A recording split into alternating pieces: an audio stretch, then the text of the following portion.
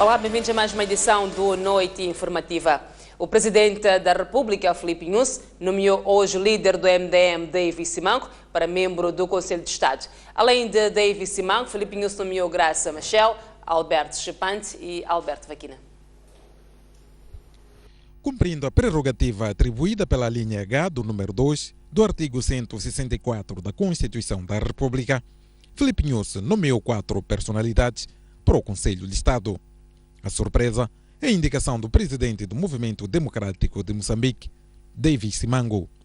Por lei, torna-se membro do Conselho de Estado e, por direito, o líder do segundo partido mais votado, no caso, Afonso Dhlakama.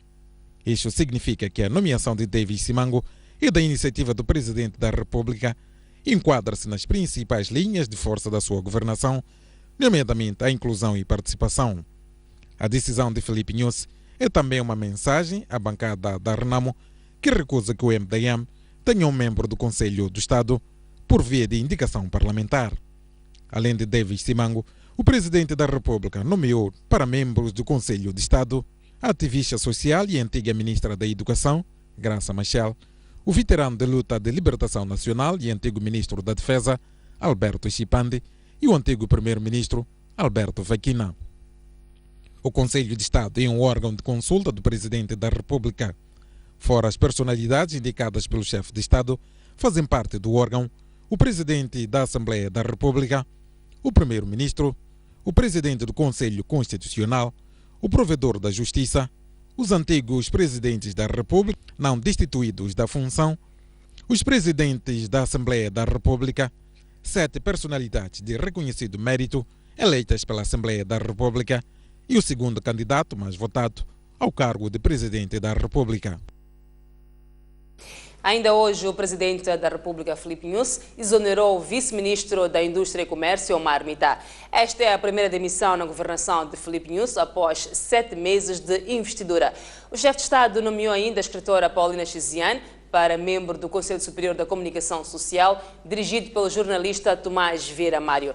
O Conselho Superior da Comunicação Social é o órgão de disciplina e de consulta que assegura a independência dos meios de comunicação social. Cada vez mais moçambicanos estão a morrer de cancro, diabetes, hipertensão e obesidade. As principais razões, segundo o Ministério da Saúde, são o consumo abusivo do tabaco, álcool, dietas não saudáveis e falta de atividade física. O país vive hoje uma mudança do tipo de doenças que mais crescem nos hospitais. O cancro, os problemas de coração, diabetes e obesidade já representam 30% das consultas, quando recentemente tinham um peso insignificante. Enquanto isso, as doenças transmissíveis, como a cólera e a malária, pararam de crescer. O Ministério da Saúde diz que a situação é preocupante e aponta o consumo abusivo do tabaco e álcool, dietas não saudáveis e falta de atividade física como as principais razões do crescimento das doenças não transmissíveis. Nós, durante muito tempo, a nossa atenção foi para doenças infecciosas, não é assim? Mas estamos atentos em relação às doenças não infecciosas, às doenças não transmissíveis, o melhor termo é esse, no sentido de que temos que registrar a sua ocorrência. A hipertensão arterial é a doença não transmissível com a prevalência mais elevada, 34,9%, seguido da obesidade com 7,1% e diabetes com 3,8%. O aumento de renda verificado nos últimos anos e o sedentarismo contribuem também para o quadro da nova saúde dos moçambicanos. As doenças não transmissíveis, alerta o Ministério da Saúde, têm estado a tornar-se causa da morte prematura de muitos jovens e adultos. As doenças não transmissíveis, alerta o Ministério da Saúde, têm estado a tornar-se a causa de morte prematura de muitos jovens e adultos. Mais de 3 milhões de moçambicanos contraíram malária no primeiro semestre deste ano. Destes, cerca de 1.500 perderam a vida, segundo dados do Ministério da Saúde. O setor de saúde aponta para uma redução de 0,3%, mas os números continuam assustadores. No primeiro semestre, cerca de 3 milhões e 330 mil moçambicanos contraíram a malária. menos 10 mil casos comparativamente aos primeiros 6 meses do ano passado. Apesar dos números, o Ministério da Saúde diz que a situação melhorou. No primeiro semestre de 2014, nós registramos 2.000 casos. E nesse primeiro semestre de 2015, nós registramos 1.481 casos. Isso representa uma redução de 26%. A nível da região, uma análise recente da região indica-nos que houve um aumento substancial de casos de malária em todos os países, na maior parte dos países da SADC. Dando exemplo, países como África do Sul, Suazilândia, Namíbia. Em relação à cólera, o Ministério da Saúde apela à observância de medidas de higiene individual e coletiva para evitar o surgimento de novos casos. O número de óbitos em crianças menores de 15 anos reduziu de 148 em 2014 para 133 em 2015. E nós conseguimos manter a taxa de letalidade, o que significa o risco de essas diarreias levarem à morte, abaixo de 0,06%. Nessa época fria, tem sido comum o registro de casos de diarreia em crianças menores de 5 anos, que são resultado da propagação do vírus, do vírus conhecido como rotavírus, associado a cuidados inadequados de higiene nas crianças e deficientes condições de saneamento do meio. O setor da saúde gasta anualmente 30 milhões de dólares para a compra de medicamentos e garante que tem reservas para os próximos 3 meses. Um bebê nasceu com 2 sexos na cidade de Pemba devido a má formação congênita. O parto ocorreu em casa no bairro de Jingon e o recém-nascido encontra-se agora no Hospital Provincial de Cabo Delgado. O bebê nasceu no passado sábado com sexo feminino e outro masculino na cidade de Pemba. Um caso raro que acontece devido à má formação congênita. A mãe do recém-nascido, que deu à luz fora da maternidade, conta que se apercebeu da situação quando o seu bebê não fazia necessidade menor. Daí decidiu levá-lo ao hospital. Porque eu cheguei sem saber nada. Cheguei doente aqui. 14 horas até 18 horas, eu estava acordado. Agora não sabe outras coisas, eu não sei. Só que eu estou a saber aqui, desde sábado, o bebê não estava a fazer xixi. Então eu estava a tirar roupa para ver. Então eu encontrei assim, eu levo para ir mostrar a enfermeira. Estou bem. Criança também. Esta técnica do Hospital Provincial de Cabo Delgado conta que o bebê está num bom estado de saúde e daqui em diante deverá ser feito um acompanhamento e avaliação da sua inclinação sexual. Neste momento tem que ser entregue à mãe, talvez mais tarde fazer seguimento com o pediatra, né, para saber quais são os procedimentos posteriores. Mas neste caso, acho que não se faz nada. É uma malformação congênita que aconteceu, que tem acontecido casos raros relacionados a alterações cromossômicas. A mãe do bebê mora com outros 2 filhos. A Jato Constrói nega responsabilidade na tragédia dos andaimes que causou a morte de 5 pessoas na cidade de Maputo. A proprietária das obras responsabiliza a Britalar pelo sucedido, uma vez que foi a empresa que montou os andaimes.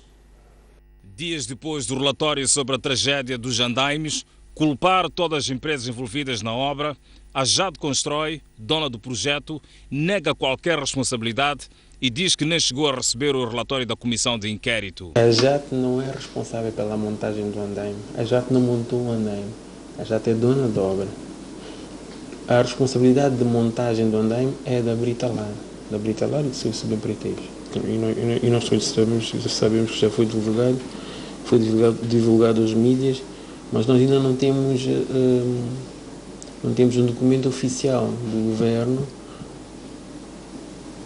a contactar a JAD para efeitos de regularização. Nós precisamos de um documento oficial do governo que é para nós reagirmos sobre ele. O responsável da Jade Constrói garante que irá continuar a prestar apoio às famílias dos trabalhadores que pereceram na tragédia. A Jade está e sempre esteve solidária com as famílias. Está e sempre esteve, tanto que neste momento, ou seja, desde a data do acontecimento até hoje, nós já disponibilizamos ajudas alimentares, financeiras, psicólogas e logísticas. Nós temos neste momento psicólogos a trabalhar no terreno e estamos solidários. Um cidadão perdeu a vida e estima-se que mais de 4 tenham escapado à morte depois do desabamento de terra no arreiro de Saibro, no bairro de Moarivir. O incidente ocorreu na manhã de hoje. Até ao fim da tarde, realizavam-se buscas para localizar o corpo de malogrado que se encontrava soterrado.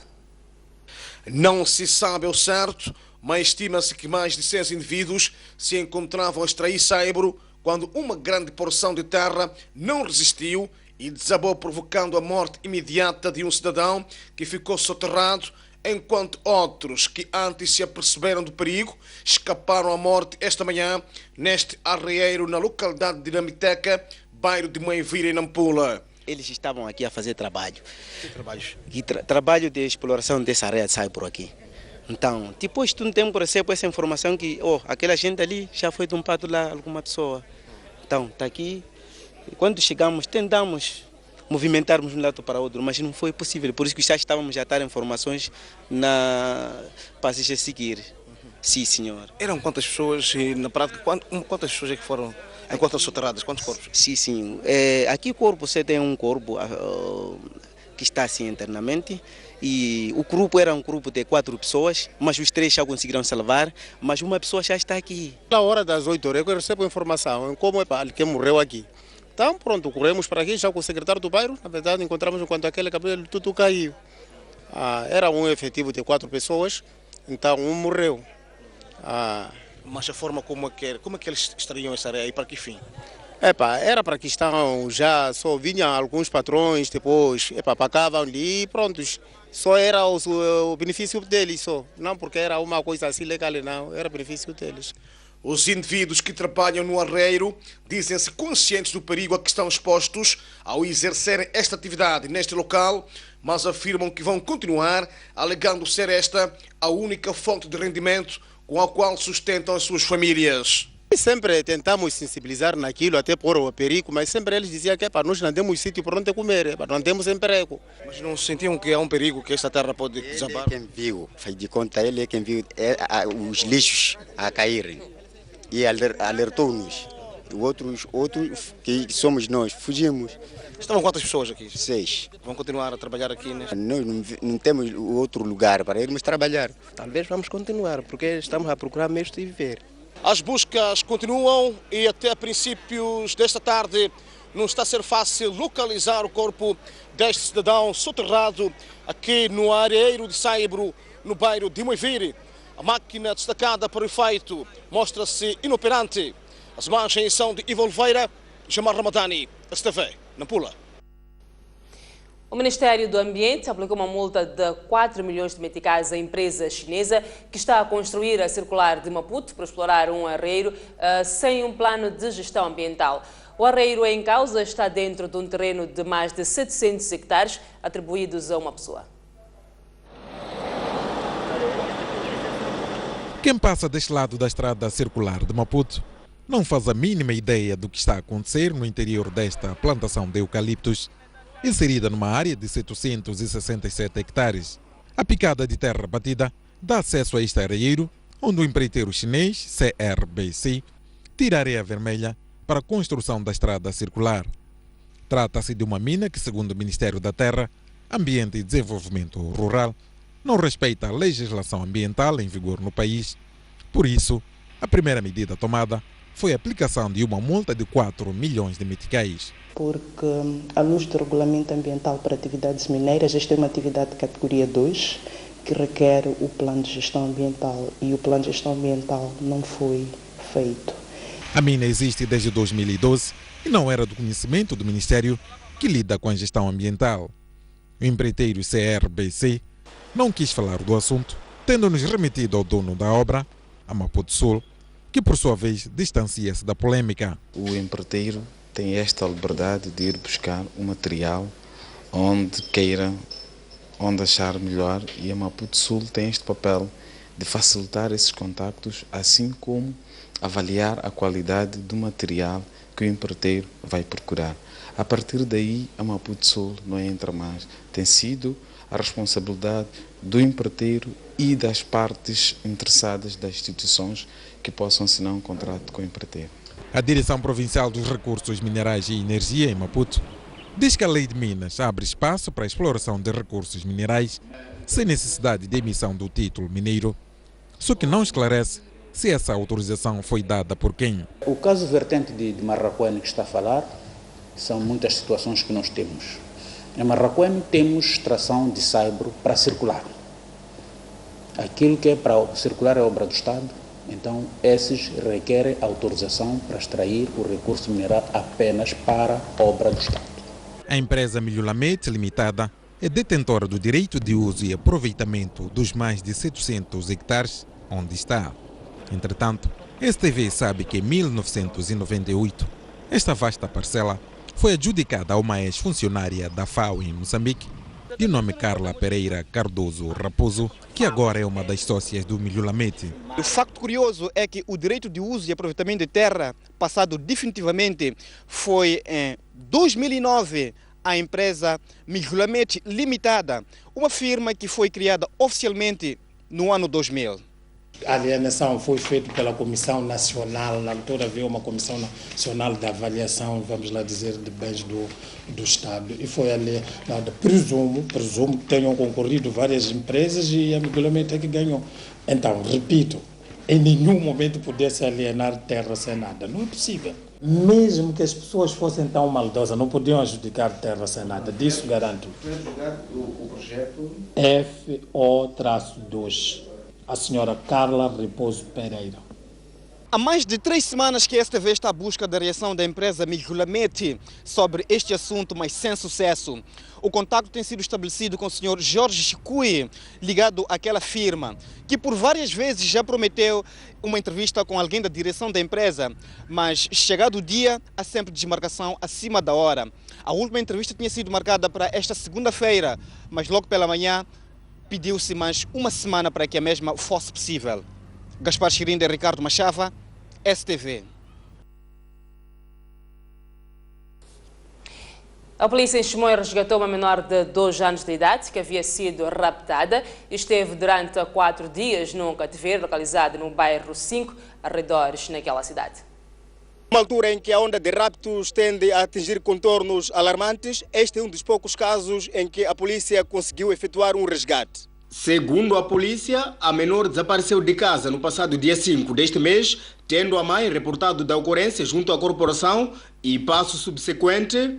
A polícia retomou a ocorrência, registrou e começou a fazer algumas diligências. Só que antes de concluir as diligências, a mesma senhora voltou na mesma esquadra a informar que acabava de receber uma chamada telefônica, segundo a qual tratava-se de uma chamada de uma senhora desconhecida, nesse caso, a informar que a criança estava com ela e que para reaver a criança devia arranjar 600 mil meticais. Devia trazer 600 mil meticais. 600 mil meticais que não chegaram a ser entregues à raptora. Depois de troca de mensagens telefônicas entre a raptora e a mãe da menor para o resgate, a polícia entrou em ação e montou um esquema em que se fazia passar por familiares que estavam interessados em pagar o valor para o referido resgate. Negócio fechado, membros da corporação apaisana deslocaram-se ao cativeiro, local combinado para o pagamento dos 600 mil meticais para o resgate e neutralizaram esta suposta raptora que, segundo diz a PRM, na tentativa de fuga, foi baleada no pé esquerdo, encontrando-se internada no Hospital Provincial de Manica, sob forte controle policial. A indiciada confessa o seu envolvimento no rapto e diz apenas que irá pagar pelos seus erros. Eu disse desde a noite, estou a passar mal, estou a apanhar vertigem. Eu já disse que ia pagar por meus erros, falar não quero. Com a cidadã indiciada de rapto, foram detidos outros 5 comparsas, Estes que negam seu envolvimento no rapto da menor, que voltou ao convívio familiar 4 dias depois de ter permanecido neste cativeiro. Eu estou cá por ser acusado. Acusado de? De ter sido mandado para levar um dinheiro cuja dizem que se trata de um negócio de uma criança. Esse moço chega no meu serviço com a polícia. Me carregam do serviço para ir aqui na esquadra. Chega aqui na esquadra, ele fala para a polícia dizer que esse moço tem criança. Eu disse que não tenho criança. Esta é a residência em que a menor foi mantida em cativeiro durante 4 dias, enquanto em paralelo decorriam negociações no sentido de resgate da mesma. Com imagens de Jorge Joaquim, Carlitos Cadangue, STV. A docente universitária Elizabeth Azevedo defende que em Moçambique não existem intelectuais, mas sim pessoas influentes. Azevedo diz haver muita gente que confunde o termo personalidades influentes com intelectualidade. Para ela, ser intelectual vai muito mais além. Esta docente na Faculdade de Ciências Sociais e Políticas na Universidade Católica de Moçambique, delegação de Climane, refere que é preciso ter cuidado na distinção do termo intelectual e personalidade influente. Eu tenho uma crítica muito severa ao uso da palavra intelectual em Moçambique. Toda a gente é intelectual, basta vestir um fato e uma gravata e ir à televisão. Veste o fato, a gravata e vai comentar qualquer coisa, ou sobre o presidente Nyusi, ou sobre o Jacama, ou sobre as cheias, ou sobre o que for. E o jornalista diz, temos aqui hoje o doutor intelectual, e o jovem que muitas vezes acabou de sair da universidade, com todo o respeito por quem acaba de sair da universidade, com o seu fato caríssimo, fica mesmo convencido que é o intelectual. E, portanto, esta intelectualice que se está a viver em Moçambique é perigosíssima. Não há quase intelectuais no mundo, quanto mais os jovens que estão a ir à TVM e à SOIB, à STV. Não são intelectuais. Tenho muita pena que lhes diga, e se os jornalistas que estão aqui, se forem amigos deles, eu sou amiga de alguns deles e já lhes tentei explicar que não é porque vestem o melhor fato que são intelectuais e porque usam palavras caras. Ser intelectual é uma coisa muito mais para a frente. Eu não sou intelectual, por exemplo, apesar de ter uma característica que é muito importante no intelectual, que é ser um bocadinho xexé. Os intelectuais são sempre umas figuras assim um bocadinho estranhas, excêntricas, esquecem-se de apertar os sapatos, porque estão a ler um livro e saem de casa sem apertar o sapato, não fazem as coisas convencionais das outras pessoas. Isso é que são os intelectuais. Aqueles meio loucos que nós perguntamos qualquer coisa sobre física, ele sabe, sobre história, ele sabe, que tem aversão a que lhe dê muita importância porque é modesto. Esse é que é um intelectual. O mais velho, que está ali na biblioteca, que anda sempre com os livros, que anda sempre muito calmo, que não quer as luzes dos holofotes, esse sim é que pode talvez ser chamado intelectual. Elizabeth Azevedo falava à margem da 3ª Jornadas Científicas da Universidade Católica, delegação de Climane. O Instituto Nacional da Juventude e o Serviço Cívico de Moçambique assinaram esta terça-feira um memorando de entendimento que visa formar jovens em diferentes ofícios. Estarão abrangidos também jovens que não prestam nenhum serviço cívico. O problema surge em muitas mulheres após o parto, deixando-as numa situação desconfortável para o resto da vida se não tiver intervenção cirúrgica apontada como única via para a cura da doença. A mulher com esta doença liberta facilmente urina sem se aperceber, facto que implica que esteja sempre preparada e protegida. A mulher perde urina sem dar conta. Então, questo orifício que se forma entre a bexiga e a vagina deixa sair a urina livremente e a mulher, sem dar conta, está sempre molhada. Dia e noite, todos os dias da sua vida até a morte, a não ser que possa ser operada. Então, isto implica que a mulher, perdendo urina, cheira mal. Faz todo o possível para absorver a urina com panos, para não fazer, não tornar evidente o mau cheiro. Preparar há mais de 10 anos, temos feito campanhas, e os primeiros sinais que a parturiente sente, digamos que ela fica surpreendida, não sabe de onde é que vem a urina. Então, com o tempo, vê que a urina está sempre a sair. Estima-se que no país muitas mulheres estejam a viver com o problema. Até porque, de acordo com especialistas, a informação de que a doença é curável não é amplamente difundida. As mulheres com este problema muitas vezes excluem-se do convívio social. Na família é metida em situação um pouco de dificuldade, porque uma pessoa assim não se sente disponível para manter relações com os outros. Não vai ao mercado, não vai comprar as coisas, não vai visitar as amigas, muitas nem vão na igreja rezar. Então, é uma vida muito retirada, é muito fora do normal. Então, sente-se muito isolada. Então, doentes, por nós, do nosso lado, como saúde, aconselhamos que venham ter conosco, porque isso tem a sua forma de resolver. Mas muitas vezes elas ficam depois isoladas, não chegam a vir aqui porque tiveram um parto arrastado, a partir das dificuldades do próprio meio de transporte, a própria consulta pré-natal. Então, ficam como que isoladas. A campanha de cirurgia de fístulas obstétricas, que iniciou segunda-feira no Hospital Central de Nampula, conta com a presença de uma especialista etíope que está igualmente a transmitir a sua experiência em técnicas destas operações a cerca de 10 cirurgiões que trabalham nos distritos das províncias de Nampula, Cabo Delgado, Sofala e Tete. Campanha de fístulas obstétricas em Nampula. Agora sim, o Instituto Nacional da Juventude e o Serviço Cívico de Moçambique assinaram esta terça-feira um memorando de entendimento que visa formar jovens em diferentes ofícios. Estarão abrangidos também jovens que não prestam nenhum serviço cívico. À luz deste memorando, mais de 700 jovens poderão beneficiar de formação profissional nas áreas de carpintaria, canalização, serralharia, mestre de obras, entre outras. O entendimento deverá ter a duração de 5 anos. Temos uma janela que o governo está a entregar, está a abrir para a juventude. Essa janela deve ser devidamente aproveitada pelos jovens, porque vai oferecer ferramentas aos jovens naquilo que é a nossa grande preocupação, no saber fazer. Nós estamos a trabalhar com o Serviço Cívico já faz um tempo e hoje formalizamos uma parceria que é extremamente forte e que essa parceria prevê a formação de jovens em várias áreas, sobretudo ligadas ao saber fazer, em artes e ofícios. O principal objetivo da assinatura deste memorando de entendimento é justamente uma comunicação, uma cooperação que pensamos que terá que existir entre as duas instituições.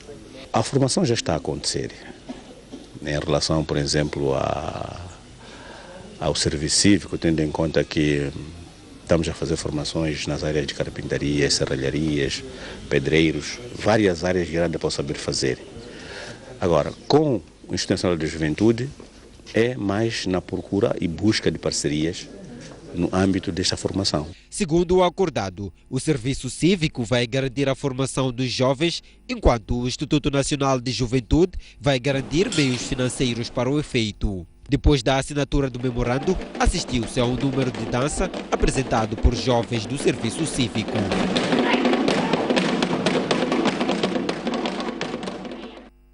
Vamos a um breve intervalo, voltamos a seguir com mais informação.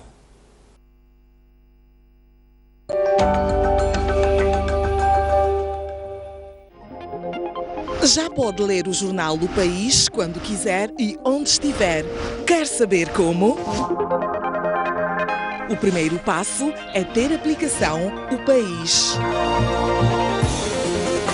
Continua com dúvidas? Uma app é uma ferramenta que permite ter acesso a vários serviços do seu dispositivo móvel de forma integrada. Agora aceda à sua App Store ou à Play Store e faça o download de O País. Dessa forma, poderá aceder a uma versão digital do jornal. Assim, não deixe de acompanhar todas as edições do jornal. O País. A verdade como notícia.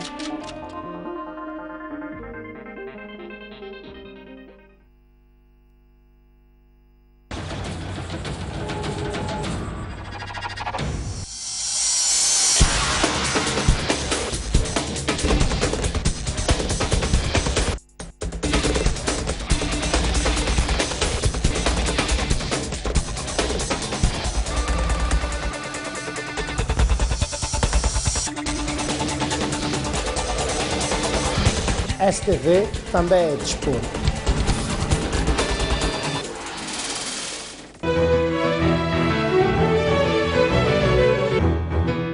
Já estamos para mais um baú.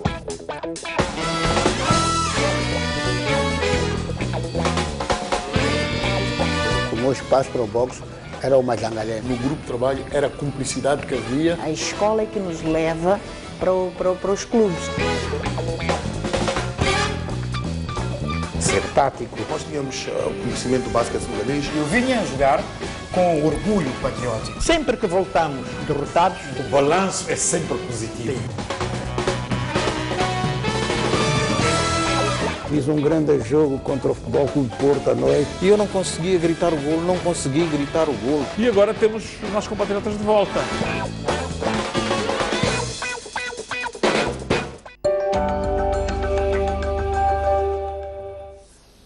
Os preparativos para o encontro entre o Presidente da República e o líder da Renamo estão cada vez mais fortes. Contudo, mesmo está condicionado à inclusão na agenda de pontos propostos pela Perdiz, que passam pelo cumprimento dos acordos de Roma e da cessação de hostilidades. Olha, há preparativos fortes. Se ele disser mesmo hoje que a Câmara vamos assinar o acordo sobre o princípio de descentralização da administração do Estado, para que a Renamo possa começar ainda em agosto ou setembro governar, hoje posso até adiar a viagem de Tete apanhar o avião para Maputo. O acordo de Roma não foi implementado. O acordo de 5 de setembro do ano passado, que eu assinei com o Guebuza, não está implementado. Não há reintegração dos comandos da Renamo nos lugares-chave nas Forças Armadas, nem na polícia. Afonso de la Cama garantiu que os seus homens não serão desarmados enquanto não forem cumpridos acordos de paz assinados em Roma em 1992 e não haver garantias que os mesmos serão integrados no Exército e no Ministério do Interior. Porque a preocupação da Frelimo é de arrancar armas aos homens da Renamo. Não é possível. Quem vai arrancar as armas desses comandos? Quem é que é Moçambique? Nem a África Austral não há nenhum exército, nem no mundo, ninguém. Hoje, quem é o miúdo, um periquito, levado da escola, mal treinado, que pode combater-se com esses comandos? Este posicionamento da Renamo acontece na mesma semana em que este partido reforçou a segurança em torno do seu líder. Sim, esses são comandos todos, não há nenhum recruta. Esses fizeram a guerra, quer mulheres, quer homens aqui. Não é aquilo que a Frelimo faz, pegar miúdos da escola. Não há nenhum miúdo da escola. Eles estão a fazer o mesmo. Neste momento estão a treinar em Boane, estão a treinar em Manhissa. Vejam lá só para ver, foram capazes de irem lá naquela base de Macoca, depois de termos saído. A intervenção rápida foi lá, tirou a bandeira que estava lá. Não são provocações. Afonso de la Cama falava a jornalistas na cidade da Beira, minutos antes de partir para a província de Tete, onde durante uma semana vai manter diversos encontros com populares em 5 distritos, incluindo Moatize, onde tem sido registrado confrontos militares entre homens armados da Renamo e as forças governamentais. Encorajar a população de Tete para não ficar assim decepcionada pela demora toda. É a mensagem de esperança que, apesar de propaganda da Frelimo, essas coisas, tentar provocar a guerra que não aguenta, a Renamo vai poder governar. A Universidade Pedagógica, delegação de Nampula, celebra hoje 20 anos de sua existência. A direção faz um balanço positivo do percurso da delegação durante o período em referência, considerando que a UP cresceu e melhorou bastante. Várias atividades com destaque para debates e ciclo de palestras marcaram esta terça-feira a passagem dos 20 anos da criação da Universidade Pedagógica Delegação de Nampula. Isidro Ernesto, membro do coletivo de direção, explicou que a iniciativa tinha em vista proporcionar um dia diferente, dando a conhecer aos estudantes o percurso da delegação durante este período. As atividades que envolvem estudantes é para dar a conhecer aos estudantes como é que a UP nasceu aqui na delegação de Nampula, qual foi o percurso da UP e onde é que estamos e onde é que pretendemos ir. Envolvidos 20 anos, nós temos que analisar, a UP está a crescer muito. em número de estudantes, número de docentes, cursos. Então temos que analisar se esse crescimento é bom, dá para ainda continuarmos a crescer. Por isso, hoje é um dia de análise, reflexão e temos que pretender isso para prestigiar o nosso futuro. Isidro Ernesto adianta que a UP Delegação de Nampula tem estado a registrar um grande crescimento nas diferentes áreas, mas admite que o desafio ainda persiste na melhoria da qualidade de ensino. O balanço nessa altura é positivo, por aquilo que nós sentimos, o crescimento da nossa casa, instalações, aquilo que são infraestruturas, laboratórios, docentes, as formações. Temos muitos docentes em formação fora e dentro do país, queremos ao nível de mestrado, quer a nível de doutoramento. Os desafios é para sempre a melhoria da nossa qualidade do ensino, melhorar as condições dos nossos cursos. Como são os casos da construção de um centro cultural, um novo campus universitário em Anchilo, que numa primeira fase contará com 20 salas de aulas, cerca de 16 gabinetes, para além de outros espaços para serviços afins. O município de Nacala espera arrecadar mais de 30 milhões de meticais durante a primeira campanha relâmpago de cobrança coerciva de impostos e outras taxas aos munícipes locais. Dias depois de ter anunciado publicamente o déficit orçamental para o presente ano, o município de Nacala decidiu despachar 4 brigadas compostas por vereadores, técnicos, membros da Assembleia Municipal e outros quadros para os bairros locais com o objetivo de desencadear uma campanha relâmpago de cobrança coerciva de imposto predial autárquico e outras taxas. Falando à STV, Evaristo Simoco, que integra uma das brigadas e porta-voz do Conselho Municipal, disse que a Edilidade espera arrecadar nesta campanha mais de 30 milhões de meticais. Então, estamos a redobrar os esforços no sentido de localmente coletarmos a receita, e porque do governo central já não há muito a esperar, porque já foi definido o que é que vem para nós. Okay. Acredita que com esta campanha o que está em falta poderá ser alcançado? Poderá ser alcançado, sim. Nós estamos muito otimistas em relação a essa campanha. É um trabalho que está sendo feito com a entrega de todos os trabalhadores, os funcionários do Conselho Municipal. Então, nós estamos muito otimistas em relação a isso. Evaristo Simoco fez saber, por outro lado, que mais de 60% dos municípios que exercem atividades econômicas a nível da cidade portuária de Nacala não canaliza as suas obrigações fiscais à edilidade. O município, na altura que vem requerer o DUAT, no primeiro ano ele faz o pagamento da taxa anual, faz o pagamento de todas as outras obrigações. No segundo ano já vem como se fosse facultativo. É porque o nível de fiscalização também estava um pouco baixo. Mas nós vamos intensificar isto de modo que as pessoas têm conhecimento que têm essas obrigações, mas não vêm porque ninguém vai os incomodar. Então nós vamos continuar com esta campanha, vamos estar a visitar as instalações, vamos visitar as infraestruturas, vamos visitar domiciliarmente os munícipes, no sentido de resolver-se essa situação. Deve referir que o município de Nacala veio ao público há dias dizer que várias atividades que foram inicialmente planificadas pela edilidade não serão executadas este ano por insuficiência de fundos. A empresa Caminhos de Ferro de Moçambique é acusada de desobedecer às decisões do Tribunal Administrativo que ordenou o cancelamento das atividades de exploração de uma pedreira em Namialo, subconcessionada à empresa Condor. A empresa Ferrão Investimentos adquiriu esta propriedade no âmbito das privatizações das empresas públicas em 2000, mas, entretanto, durante os cerca de 16 anos, nunca chegou a usufruir dos direitos de exploração, tudo porque, segundo revelou o advogado da firma, as empresas subconcessionadas pelo CFM continuam a operar, não obstante o Tribunal Administrativo ter ordenado o cancelamento das atividades. Se violado os seus direitos, a Ferrão Investimentos intentou uma ação junto do Tribunal Administrativo, portanto, porque teve conhecimento que a CFM, que portanto estava a operar nesta mesma pedreira, havia obtido uma licença, um título mineiro de exploração e, portanto, esta mesma decisão foi prolatada pelo Tribunal Administrativo no longínquo ano de 2014, entretanto, porque a decisão não estava sendo cumprida, a Ferrão Investimento intentou o processo executivo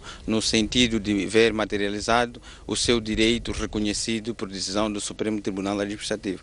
Várias diligências foram feitas pela Ferrão Investimentos, Mas no terreno, as empresas subconcessionadas pelos caminhos de ferro insistem em não acatar as decisões do tribunal, continuando com a exploração da pedra e seus derivados, tidos como recursos esgotáveis. O investimento neste preciso momento veio ao local para verificar, mas está a ver que, portanto, as decisões do tribunal não estão a ser cumpridas e, portanto, nós também já participamos dessa situação há mais de um ano, a inspeção geral das minas, mas, portanto, até então nós estamos a ver qualquer posição relativamente a essa exploração ilegal destes recursos que, portanto, deveriam ser explorados pela Ferrão Investimento, que é legítima detentora de todos os direitos. A Constituição da República prevê que, portanto, as decisões dos tribunais são de cumprimento obrigatório e vinculam todas as entidades, privadas e públicas. E, portanto, nós já fizemos tudo quanto era necessário, diligência, no sentido de ver este direito ressarcido.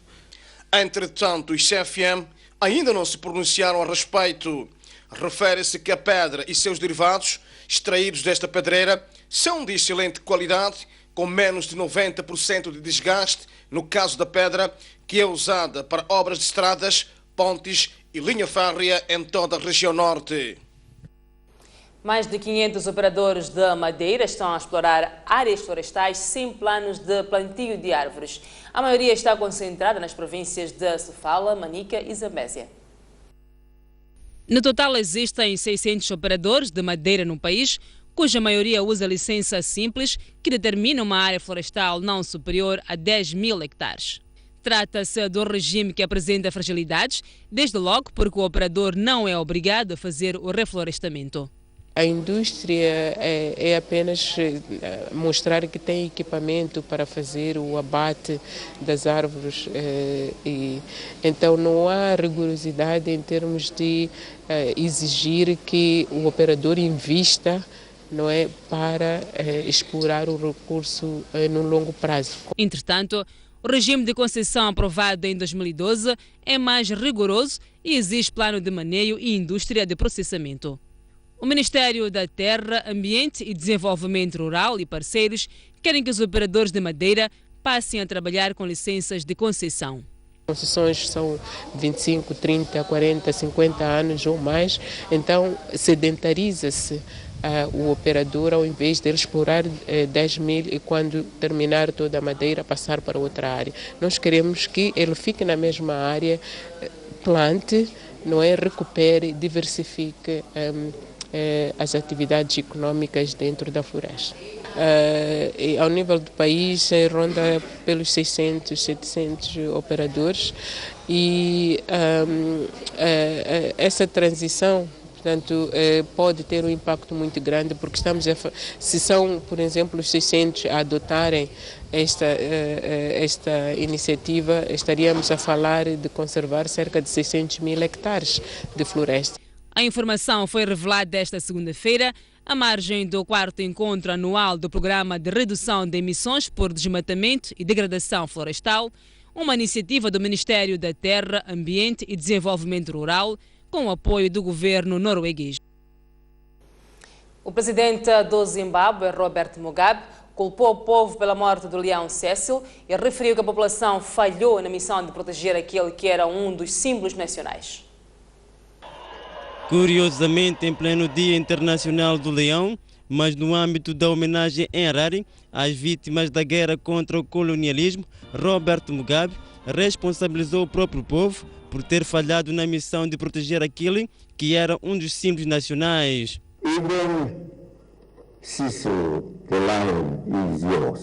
A nossa vida selvagem, todos os nossos animais pertencem-nos. Eles não devem ser mortos com uma arma de fogo ou com uma flecha. O leão Cecil, inclusive, era nosso. Ele está morto. Ele era vosso para o protegerem e ele vivia também para nos proteger. Vocês falharam na vossa missão, acusou Robert Mugabe. O presidente do Zimbábue apontou também o dedo aos estrangeiros que pagam fortunas para acabar com os recursos naturais do país. São vândalos. Eles vêm de todos os lados. É claro que alguns são meros visitantes, mas outros só querem vandalizar. Pôs o dedo na ferida Robert Mugabe.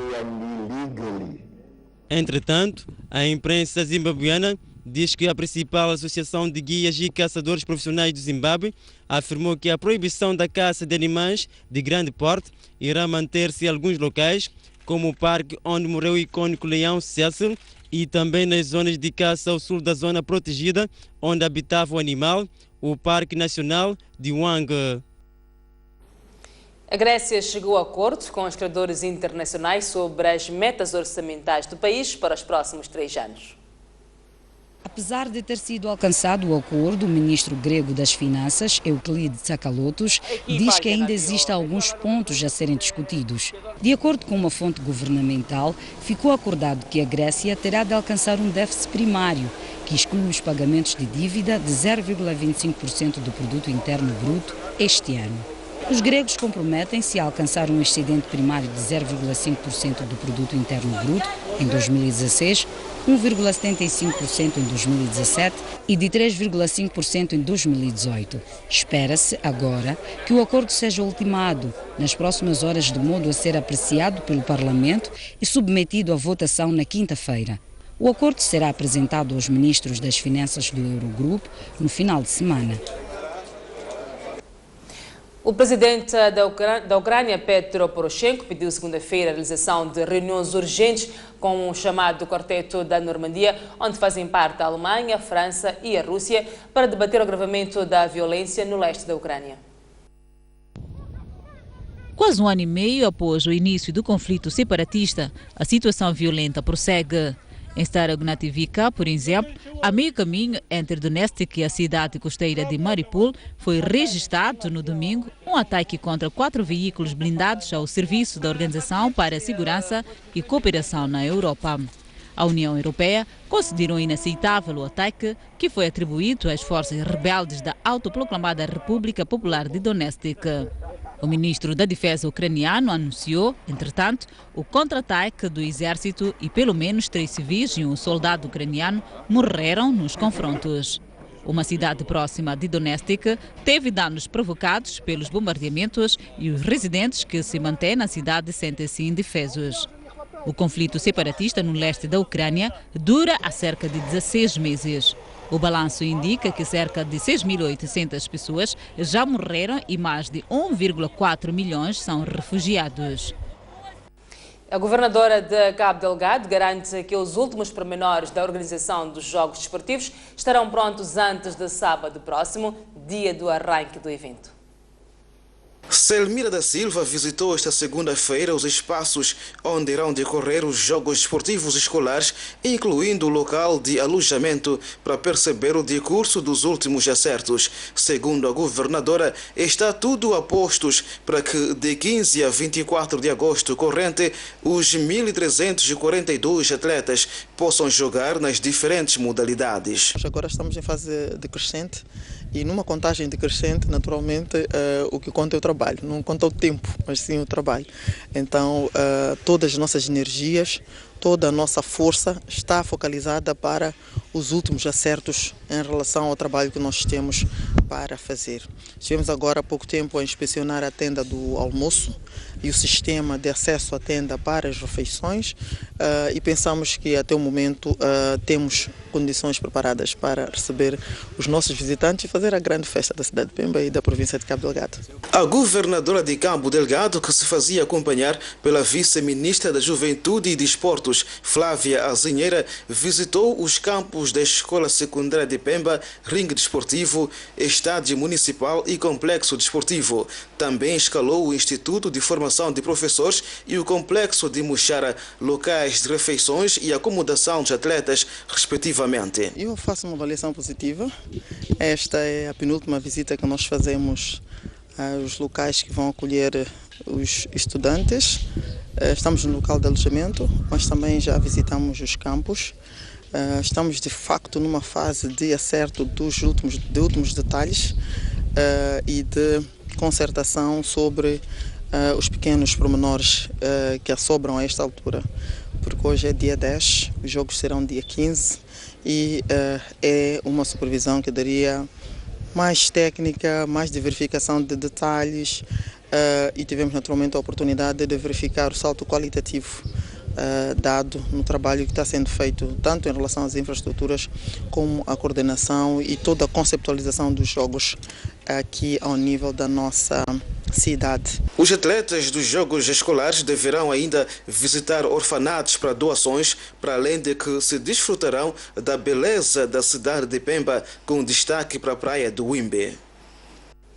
Quando faltam poucos dias da corrida presidencial à Federação Moçambicana de Futebol, 14 clubes representados na província de Manica decidiram esta terça-feira efetuar votação simulada para avaliar a tendência de votos. Foi um encontro polêmico em que ficou acordado que o candidato a ser escolhido pela maioria deve ser igualmente a escolha do presidente da Associação Provincial de Futebol, o único que tem direito a voto na eleição do presidente da Federação Moçambicana, daquele organismo máximo de futebol. Para garantir transparência e confiança aos clubes, ficou acordado que devia-se produzir uma ata a ser levada em mão pelo presidente da Associação Provincial de Futebol, ou mesmo este fotografar o seu voto para no seu regresso apresentar aos mesmos. Embora a ata não vote, ok? Mas é importante porque fazermos este exercício só é nulo, não? É a mesma coisa chegarmos aqui e dizermos que queremos o fulano e acabou. A tecnologia já avançou muito. É que é para nos agradar mais um bocado. Põe o X, tira uma foto, está lá o nome e o X do nosso presidente. Eu acredito que ele não vai ter acesso de outros boletins. Então, só o dele. Depois procedeu-se à votação, onde Alberto Simango Júnior ficou em primeiro lugar com 6 votos, seguido de Teodoro Ati com 5, Manuel Chang com 3 votos e Enoque João não teve nenhum voto.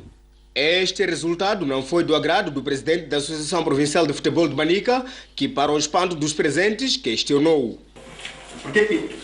Por que Simango? Escolhe-se Simango, por quê? Questionado se irá cumprir com a vontade dos clubes de Manica em eleger Alberto Simango Júnior, Júlio Chimoso disse que a sua decisão irá manifestar-se no dia da votação. Bom, eu não posso divulgar aqui o meu sentido de voto, né? Mas eu disse que já estou consciente daquilo que é a tendência de votos dos clubes. Portanto, eu penso que o resto vai se ver, portanto, no dia de votação, que é o dia 13. Na simulação de tendência de votos, votaram todos os 14 representantes presentes no ato dos mais de 20 clubes existentes em Manica. O presidente da República, Filipe Nyusi, nomeou hoje o líder do MDM, David Simango, para membro do Conselho de Estado. Além de David Simango, Filipe Nyusi nomeou Graça Machel, Alberto Chipante e Alberto Vaquina. Cumprindo a prerrogativa atribuída pela linha H do número 2 do artigo 164 da Constituição da República, Filipe Nyusi nomeou 4 personalidades para o Conselho de Estado. A surpresa é a indicação do presidente do Movimento Democrático de Moçambique, David Simango. Por lei, torna-se membro do Conselho de Estado e, por direito, o líder do segundo partido mais votado, no caso, Afonso Dhlakama. Isso significa que a nomeação de David Simango e da iniciativa do Presidente da República enquadra-se nas principais linhas de força da sua governação, nomeadamente a inclusão e participação. A decisão de Filipe Nyusi é também uma mensagem à bancada da Renamo, que recusa que o MDM tenha um membro do Conselho do Estado por via de indicação parlamentar. Além de David Simango, o Presidente da República nomeou para membros do Conselho de Estado a ativista social e antiga Ministra da Educação, Graça Machel, o veterano de luta de libertação nacional e antigo Ministro da Defesa, Alberto Chipante, e o antigo Primeiro-Ministro, Alberto Vaquina. O Conselho de Estado é um órgão de consulta do Presidente da República.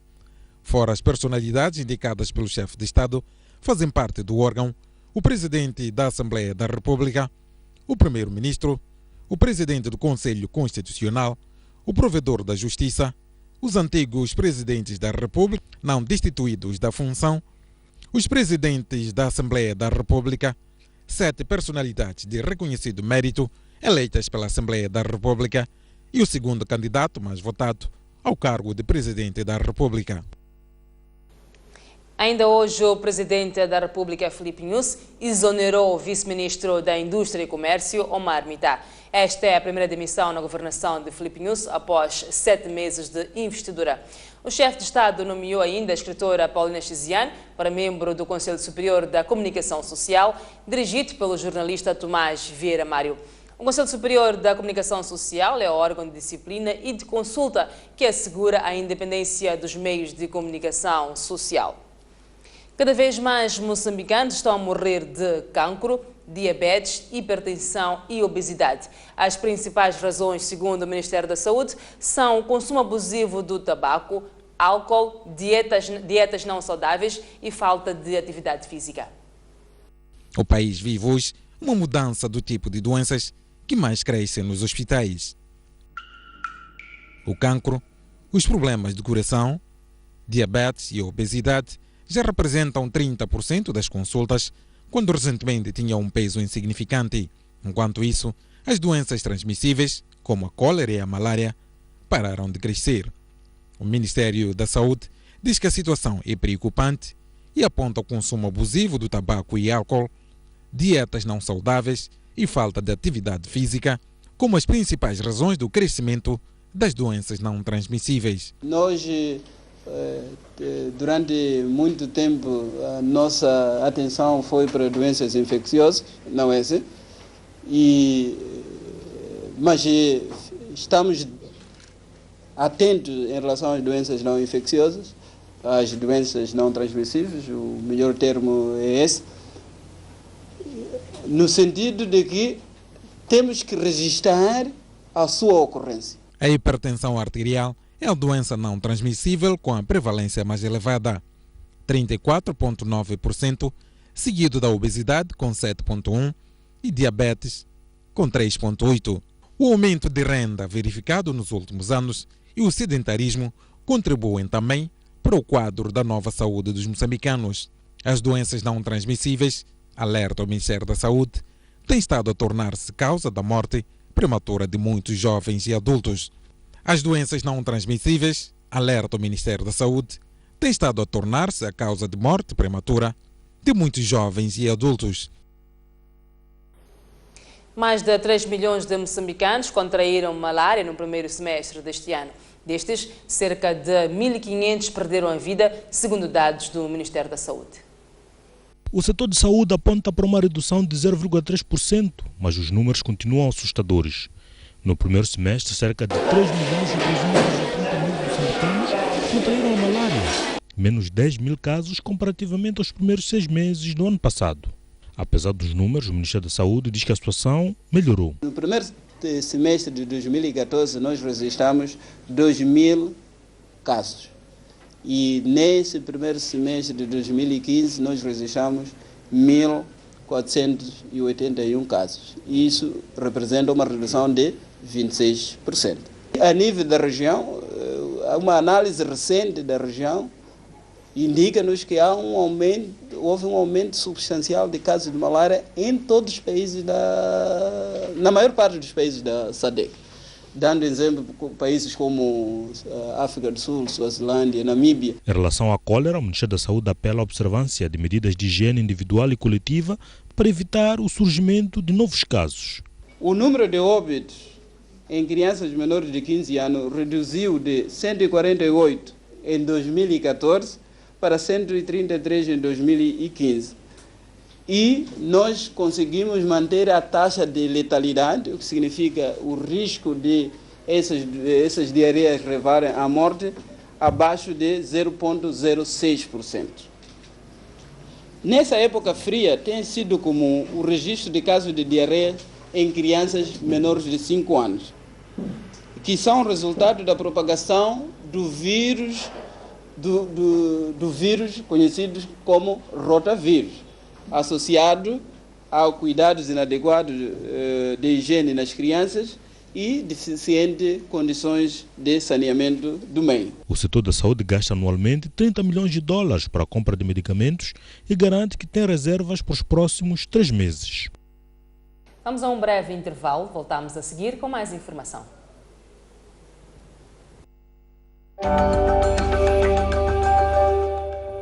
Por ocasião dos 40 anos da independência nacional, a STV leva a cabo uma programação virada à reflexão em torno da efeméride, porque um país sem história é um país sem futuro.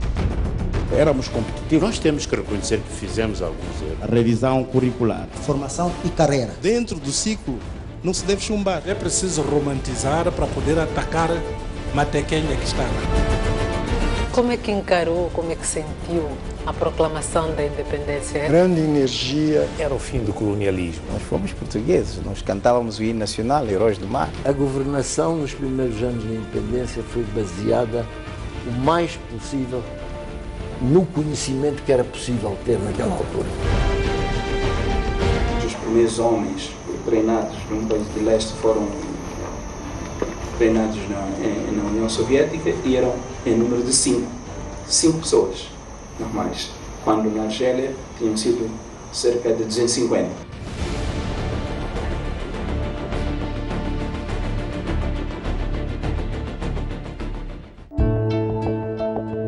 A atividade turística em Moçambique contribui apenas 7% para o PIB, face a 8,6% da média regional e 9,8% da média mundial. Com elevado potencial e uma vasta biodiversidade, como tornar o país um destino de eleição e promover a indústria turística. Na próxima Conferência Mosefo, vamos debater os desafios do turismo, crescimento, inovação e diversificação, nos dias 20 e 21 de agosto. Mosefo, um desafio ao futuro.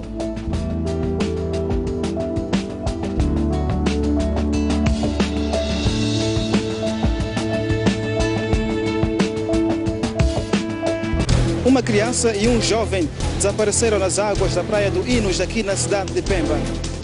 Combate ao crime é a palavra de ordem da chegada do líder da RENAM à cidade portuária de Natal. Davis Mango deixou ficar as seguintes considerações.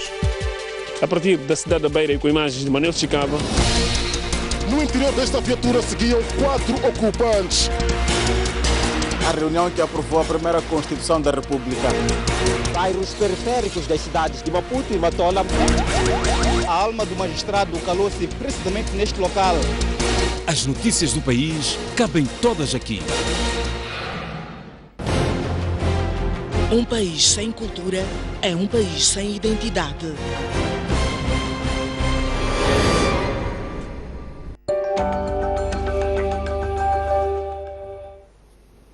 Um bebê nasceu com 2 sexos na cidade de Pemba devido à má formação congênita. O parto ocorreu em casa no bairro de Jingone e o recém-nascido encontra-se agora no Hospital Provincial de Cabo Delgado. O bebê nasceu no passado sábado com sexo feminino e outro masculino na cidade de Pemba. Um caso raro que acontece devido à má formação congênita. A mãe do recém-nascido, que deu à luz fora da maternidade, conta que se apercebeu da situação quando o seu bebê não fazia necessidade menor. Daí decidiu levá-lo ao hospital. Porque eu cheguei sem saber nada. Cheguei doente aqui. 14 horas até 18 horas, eu estava acordado. Agora não sabe outras coisas, eu não sei. Só que eu estou a saber aqui, desde sábado, o bebê não estava a fazer xixi. Então eu estava a tirar roupa para ver. Então eu encontrei assim, eu levo para ir mostrar à enfermeira. Estou bem. Criança também. Esta técnica do Hospital Provincial de Cabo Delgado conta que o bebê está num bom estado de saúde e daqui em diante deverá ser feito um acompanhamento e avaliação da sua inclinação sexual. Neste momento tem que ser entregue à mãe, talvez mais tarde fazer seguimento com o pediatra, né, para saber quais são os procedimentos posteriores. Mas neste caso, acho que não se faz nada. É uma malformação congênita que aconteceu. E tem acontecido casos raros relacionados a alterações cromossômicas. A mãe do bebê mora com outros 2 filhos. A Jata Constrói nega responsabilidade na tragédia dos andaimes que causou a morte de 5 pessoas na cidade de Maputo. A proprietária das obras responsabiliza a Brita Lar pelo sucedido, uma vez que foi a empresa quem montou os andaimes. Dias depois do relatório sobre a tragédia dos andaimes, culpar todas as empresas envolvidas na obra, a Jade Constrói, dona do projeto, nega qualquer responsabilidade e diz que nem chegou a receber o relatório da comissão de inquérito. A Jade não é responsável pela montagem do andaime. A Jade não montou o andaime. A Jade é dona da obra. A responsabilidade de montagem do andaime é da Britalar e do Serviço de Empreiteiros. E nós todos sabemos que já foi divulgado aos mídias, mas nós ainda não temos um documento oficial do governo a contactar a Jade para efeitos de regularização. Nós precisamos de um documento oficial do governo que é para nós reagirmos sobre ele. O responsável da Jade Constrói garante que irá continuar a prestar apoio às famílias dos trabalhadores que pereceram na tragédia. A Jade está e sempre esteve solidária com as famílias.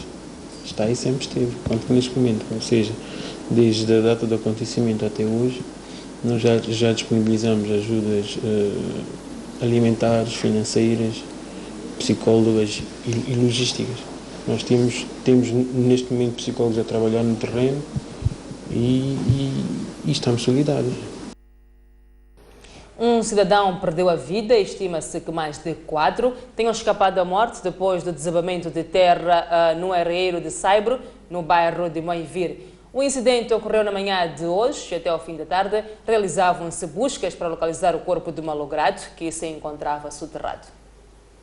Não se sabe ao certo, mas estima-se que mais de 6 indivíduos se encontravam a extrair Saibro quando uma grande porção de terra não resistiu e desabou, provocando a morte imediata de um cidadão que ficou soterrado, enquanto outros que antes se aperceberam do perigo escaparam à morte esta manhã neste arreeiro na localidade de Namiteca, bairro de Moivira, em Nampula. Eles estavam aqui a fazer trabalho. Que trabalhos? Trabalho de exploração dessa areia de Saibro aqui. Então, depois de um tempo recebo essa informação que aquela gente ali já foi tombado lá, alguma pessoa. Então, está aqui. Quando chegamos, tentamos movimentarmos de um lado para o outro, mas não foi possível. Por isso que já estávamos a dar informações para se seguir. Sim, senhor. Eram quantas pessoas, na prática, quantas pessoas é que foram encontradas soterradas? Quantos corpos? Sim. Aqui o corpo, você tem um corpo que está assim internamente. E o grupo era um grupo de 4 pessoas, mas os 3 já conseguiram salvar, mas uma pessoa já está aqui. Na hora das 8 horas eu recebo informação como é para que morreu aqui. Então pronto, corremos para aqui já com o secretário do bairro, na verdade encontramos enquanto aquele cabelo tudo caiu. Era um efetivo de 4 pessoas, então um morreu. Mas a forma como é que eles extraíam essa areia e para que fim? Era para que estão, já só vinham alguns patrões, depois pagavam ali e prontos. Só era o benefício deles, só. Não porque era uma coisa assim legal, não, era benefício deles. Os indivíduos que trabalham no arreiro dizem-se conscientes do perigo a que estão expostos ao exercerem esta atividade neste local, mas afirmam que vão continuar, alegando ser esta a única fonte de rendimento com a qual sustentam as suas famílias. Sempre tentamos sensibilizar naquilo, até pôr o perigo, mas sempre eles diziam que nós não temos sítio para onde comer, não temos emprego. Mas não sentiam que há um perigo que esta terra pode desabar? Ele é quem viu, faz de conta, ele é quem viu os lixos a caírem e alertou-nos. Outros que somos nós, fugimos. Estavam quantas pessoas aqui? 6. Vão continuar a trabalhar aqui neste... Nós não temos outro lugar para irmos trabalhar. Talvez vamos continuar, porque estamos a procurar meios de viver. As buscas continuam e até princípios desta tarde não está a ser fácil localizar o corpo deste cidadão soterrado aqui no areeiro de Saibro, no bairro de Moivir. A máquina destacada para o efeito mostra-se inoperante. As imagens são de Ivo Oliveira, Jamar Ramadani, STV, Nampula. O Ministério do Ambiente aplicou uma multa de 4 milhões de meticais à empresa chinesa que está a construir a circular de Maputo por explorar um arreeiro sem um plano de gestão ambiental. O arreeiro em causa está dentro de um terreno de mais de 700 hectares atribuídos a uma pessoa. Quem passa deste lado da estrada circular de Maputo não faz a mínima ideia do que está a acontecer no interior desta plantação de eucaliptos. inserida numa área de 767 hectares. A picada de terra batida dá acesso a este areeiro, onde o empreiteiro chinês CRBC tira areia vermelha para a construção da estrada circular. Trata-se de uma mina que, segundo o Ministério da Terra, Ambiente e Desenvolvimento Rural, não respeita a legislação ambiental em vigor no país. Por isso, a primeira medida tomada foi a aplicação de uma multa de 4 milhões de meticais. Porque, à luz do regulamento ambiental para atividades mineiras, esta é uma atividade de categoria 2, que requer o plano de gestão ambiental, e o plano de gestão ambiental não foi feito. A mina existe desde 2012 e não era do conhecimento do Ministério que lida com a gestão ambiental. O empreiteiro CRBC não quis falar do assunto, tendo-nos remetido ao dono da obra, a Maputo Sul, que por sua vez distancia-se da polêmica. O empreiteiro tem esta liberdade de ir buscar o material onde queira, onde achar melhor, e a Maputo Sul tem este papel de facilitar esses contactos, assim como avaliar a qualidade do material que o empreiteiro vai procurar. A partir daí, a Maputo Sul não entra mais. Tem sido a responsabilidade do empreiteiro e das partes interessadas, das instituições que possam assinar um contrato com o empreiteiro.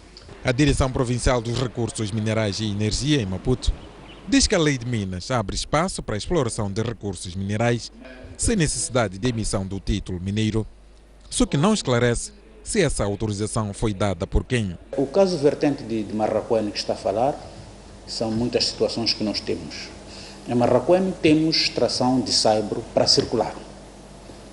Aquilo que é para circular é obra do Estado, então esses requerem autorização para extrair o recurso mineral apenas para obra do Estado. A empresa Milhulamete Limitada é detentora do direito de uso e aproveitamento dos mais de 700 hectares onde está.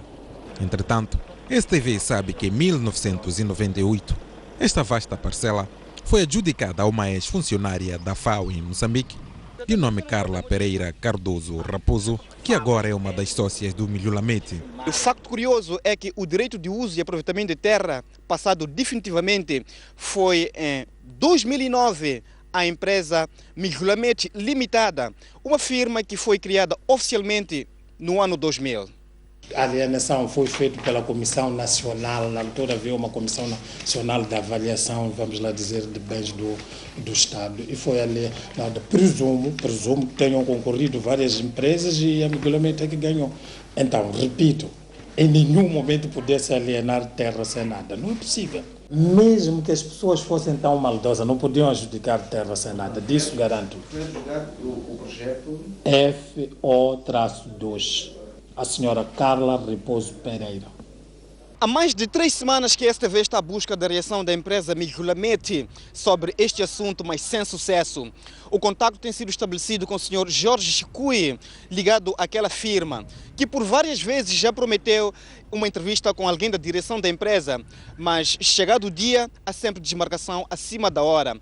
A última entrevista tinha sido marcada para esta segunda-feira, mas logo pela manhã pediu-se mais uma semana para que a mesma fosse possível. Gaspar Xirinda e Ricardo Machava, STV. A polícia em Chimoio resgatou uma menor de 2 anos de idade que havia sido raptada e esteve durante 4 dias num cativeiro localizado no bairro 5, arredores naquela cidade.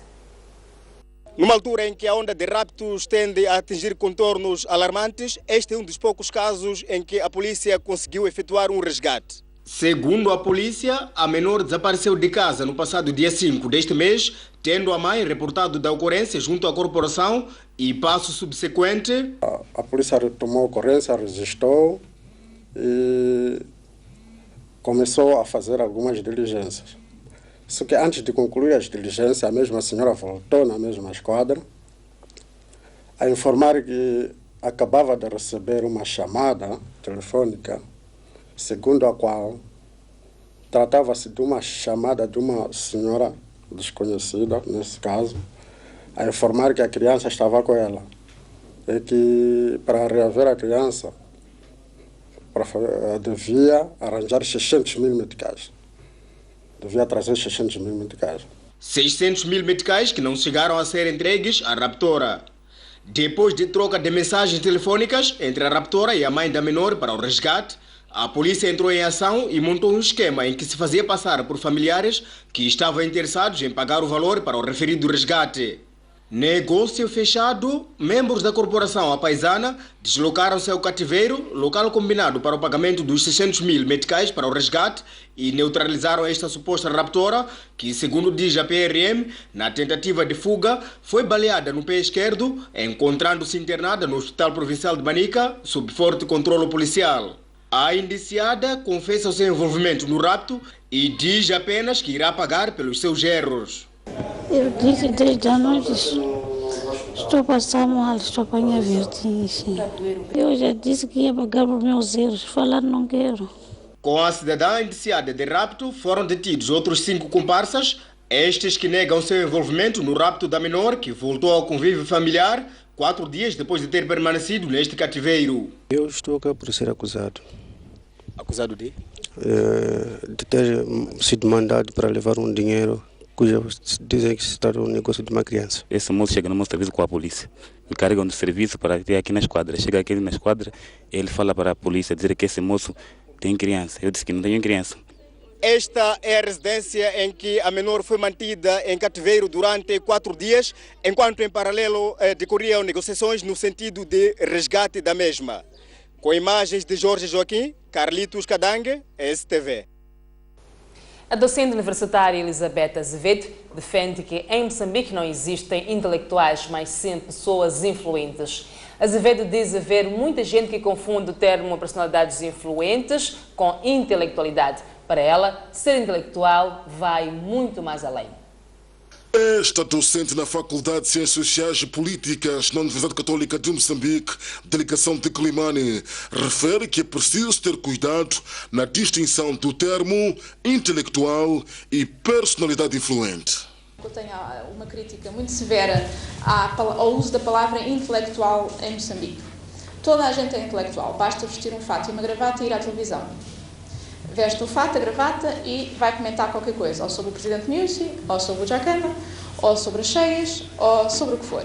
E o jornalista diz, temos aqui hoje o doutor intelectual, e o jovem que muitas vezes acabou de sair da universidade, com todo o respeito por quem acaba de sair da universidade, com o seu fato caríssimo, fica mesmo convencido que é o intelectual. E, portanto, esta intelectualice que se está a viver em Moçambique é perigosíssima. Não há quase intelectuais no mundo, quanto mais os jovens que estão a ir à TVM e à SOIC, à STV. Não são intelectuais. Tenho muita pena que lhes diga, e se os jornalistas que estão aqui, se forem amigos deles, eu sou amiga de alguns deles e já lhes tentei explicar que não é porque vestem o melhor fato que são intelectuais e porque usam palavras caras. Ser intelectual é uma coisa muito mais para a frente. Eu não sou intelectual, por exemplo, apesar de ter uma característica que é muito importante no intelectual, que é ser um bocadinho xexé. Os intelectuais são sempre umas figuras assim um bocadinho estranhas, excêntricas, esquecem-se de apertar os sapatos, porque estão a ler um livro e saem de casa sem apertar o sapato, não fazem as coisas convencionais das outras pessoas. Isso é que são os intelectuais. Aqueles meio loucos que nós perguntamos qualquer coisa sobre física, ele sabe, sobre história, ele sabe, que tem aversão a que lhe dê muita importância porque é modesto. Esse é que é um intelectual. O mais velho, que está ali na biblioteca, que anda sempre com os livros, que anda sempre muito calmo, que não quer as luzes dos holofotes, esse sim é que pode talvez ser chamado intelectual. Elizabeth Azevedo falava à margem da 3ª Jornadas Científicas da Universidade Católica, delegação de Climane. Acompanhe a seguir a campanha de fístulas obstétricas em Nampula. O problema surge em muitas mulheres após o parto, deixando-as numa situação desconfortável para o resto da vida se não tiver intervenção cirúrgica apontada como única via para a cura da doença. A mulher com esta doença liberta facilmente urina sem se aperceber, facto que implica que esteja sempre preparada e protegida. A mulher perde urina sem dar conta. Questo orifício que se forma entre a bexiga e a vagina deixa sair a urina livremente e a mulher, sem dar conta, está sempre molhada, dia e noite, todos os dias da sua vida até a morte, a não ser que possa ser operada. Então, isto implica que a mulher, perdendo urina, cheira mal.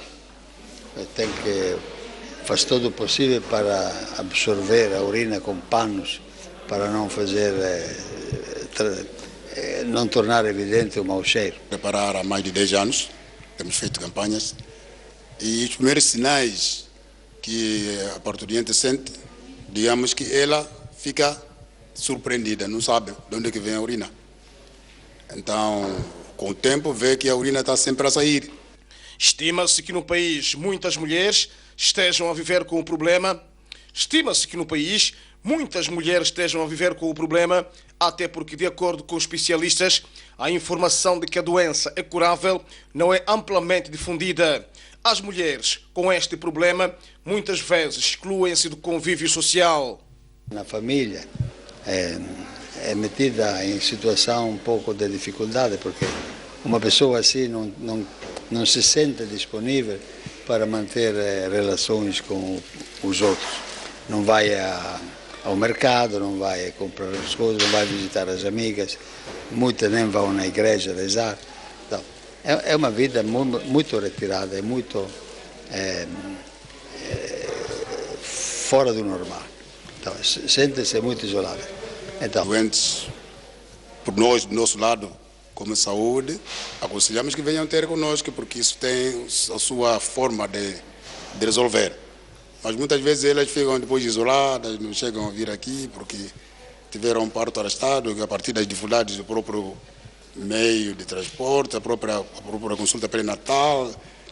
Então, ficam como que isoladas. A campanha de cirurgia de fístulas obstétricas, que iniciou segunda-feira no Hospital Central de Nampula, conta com a presença de uma especialista etíope que está igualmente a transmitir a sua experiência em técnicas destas operações a cerca de 10 cirurgiões que trabalham nos distritos das províncias de Nampula, Cabo Delgado, Sofala e Tete.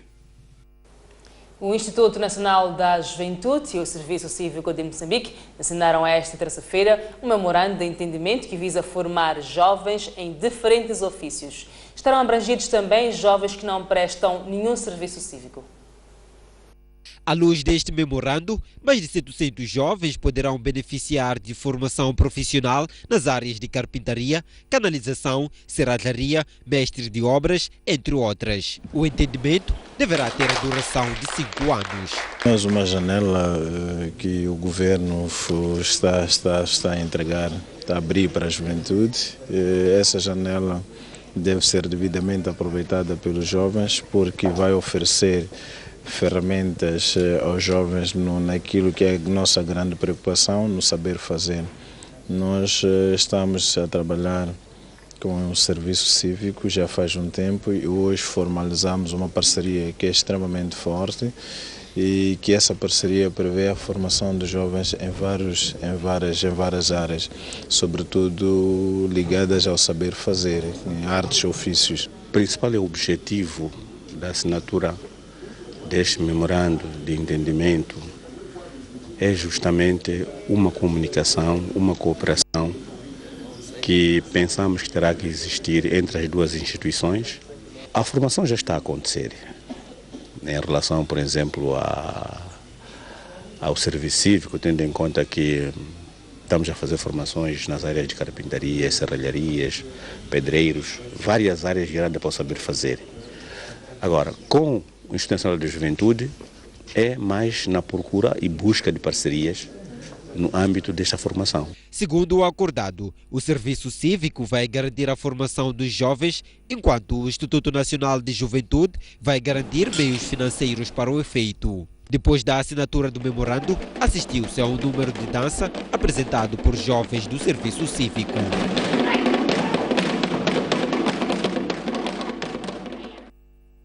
Os preparativos para o encontro entre o Presidente da República e o líder da Renamo estão cada vez mais fortes. Contudo, o mesmo está condicionado à inclusão na agenda de pontos propostos pela Perdiz, que passa pelo cumprimento dos acordos de Roma e da cessação de hostilidades.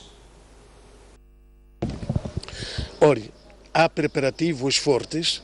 Se eles disseram mesmo hoje que a Câmara vamos assinar o acordo sobre o princípio de descentralização da administração do Estado, para que a Renamo possa começar ainda em agosto ou setembro governar, hoje posso até adiar a viagem de Tete apanhar o avião para Maputo. O acordo de Roma não foi implementado.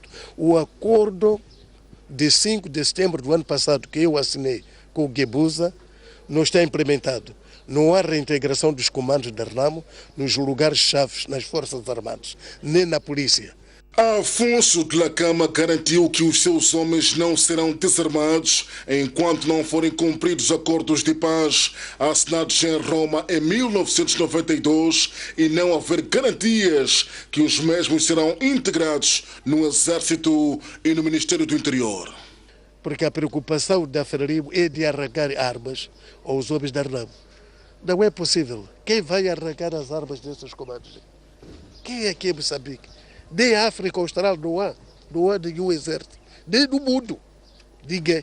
Hoje, quem é o miúdo, um periquito, levado na escola, mal treinado, que pode combater-se com esses comandos? Este posicionamento da RENAMO acontece na mesma semana em que este partido reforçou a segurança em torno do seu líder. Sim, esses são comandos todos, não há nenhum recruta. Esses fizeram a guerra, quer mulheres, quer homens aqui. Não é aquilo que a Frelimo faz, pegar miúdos da escola. Não há nenhum miúdo da escola. Eles estão a fazer o mesmo. Neste momento estão a treinar em Boane, estão a treinar em Manhissa. Veja lá só para ver, foram capazes de irem lá naquela base de Macoca, depois de termos saído. A intervenção rápida foi lá, tirou a bandeira que estava lá. Não são provocações. Afonso Dhlakama falava a jornalistas na cidade da Beira, minutos antes de partir para a província de Tete, onde durante uma semana vai manter diversos encontros com populares em 5 distritos, incluindo Moatize, onde tem sido registrado confrontos militares entre homens armados da RENAMO e as forças governamentais. Encorajar a população de Tete para não ficar assim decepcionada pela demora toda. É a mensagem de esperança que, apesar de propaganda da Frelimo, essas coisas, tentar provocar a guerra que não aguenta, a RENAMO vai poder governar. A Universidade Pedagógica da Delegação de Nampula celebra hoje 20 anos da sua existência. A direção faz um balanço positivo do percurso da delegação durante o período, em referência, considerando que a UP cresceu e melhorou bastante. Várias atividades com destaque para debates e ciclo de palestras marcaram esta terça-feira a passagem dos 20 anos da criação da Universidade Pedagógica Delegação de Nampula.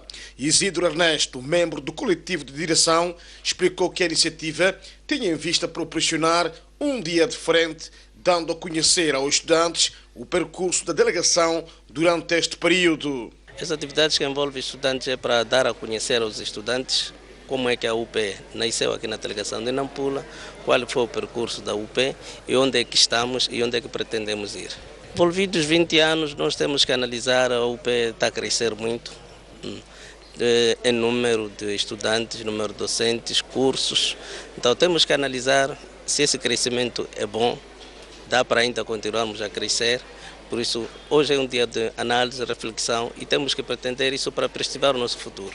Isidro Ernesto adianta que a UP Delegação de Nampula tem estado a registrar um grande crescimento nas diferentes áreas, mas admite que o desafio ainda persiste na melhoria da qualidade de ensino.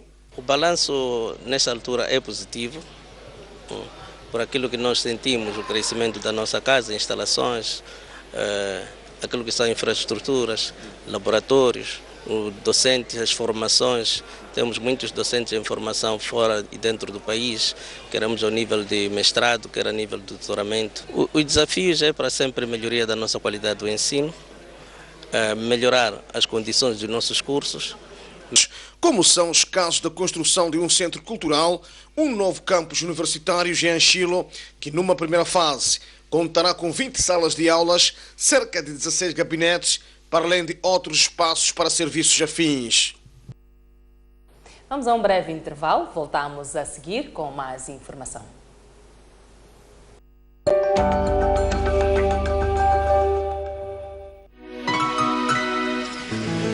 Moçambique é um país com um vasto repertório artístico e cultural. Para o promover, o programa Artes e Letras traz bons argumentos para esta viagem semanal.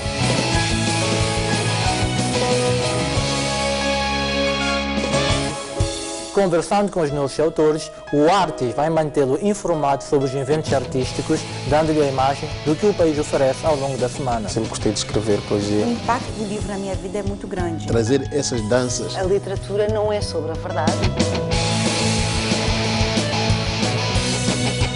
Todos os sábados à tarde, contamos com a sua companhia.